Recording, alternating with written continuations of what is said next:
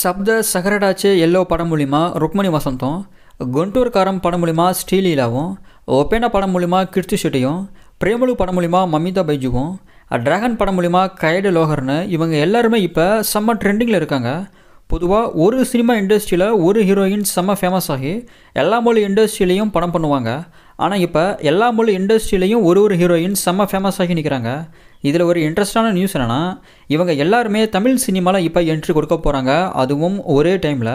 எக்ஸாம்பிளுக்கு ருக்மணி வசந்தை எடுத்துக்கிட்டால் விஜய் சேதுபதி நடிச்சிட்ருக்க ஏஸ் படத்துலையும், சிவகார்த்திகேயன் நடிச்சிட்ருக்க மதராசி படத்துலையும் நடிக்கிறாங்க. ஸ்ரீலீலாவை எடுத்துக்கிட்டால் சிவகார்த்திகேயன் நடிச்சிட்ருக்க பராசக்தி படத்தில் நடிக்கிறாங்க.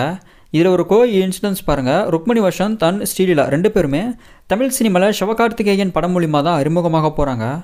கீர்த்தி ஷெட்டியை எடுத்துக்கிட்டால் கார்த்தியுடைய வா வாத்தியார் படத்துலையும், ஜெயமரவியுடைய ஜீனி படத்துலையும், பிரதீப் ரங்கநாதனுடைய எல்ஐகே படத்துலையும் நடிக்கிறாங்க. கீர்த்தி ஷெட்டிக்கு தமிழ் சினிமாவில் சில வருடங்களுக்கு முன்னாடியே அறிமுகமாகியிருக்க வேண்டியது, பட் அது நடக்கலை, இப்போ தான் நடக்குது. அடுத்து மமிதா பைஜுவை எடுத்துக்கிட்டால் விஜய் நடிச்சிட்டு இருக்க ஜனநாயகன் படத்தில் நடிக்கிறாங்க. விஷ்ணு விஷால் நடிக்கிற இரண்டாம் வானம் படத்துலையும் நடிக்கிறாங்க.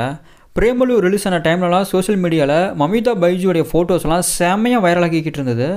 கையடி லோகரை எடுத்துக்கிட்டால் அதரவா நடிக்கிற இதய முரளி படத்துலையும், சிம்புவுடைய 49வது படத்துலையும் நடிக்கிறாங்க.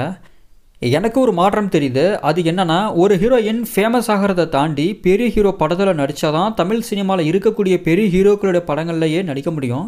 பட் இப்போலாம் அப்படி கிடையாது. ஃபேமஸ் ஆகிட்டாலே தமிழ் சினிமாவில் இருக்க பெரிய ஹீரோக்கள் படங்கள்லேயே நடிக்க அவங்களுக்கு சான்சஸ் கிடச்சிருது. நான் சொன்ன இன்ஃபர்மேஷன் உங்களுக்கு ஓகேவா இருந்ததுன்னா ஷேர் பண்ணி சப்ஸ்கிரைப் பண்ணுங்கள் சினி எக்ஸ்ப்ளோர் சேனலை.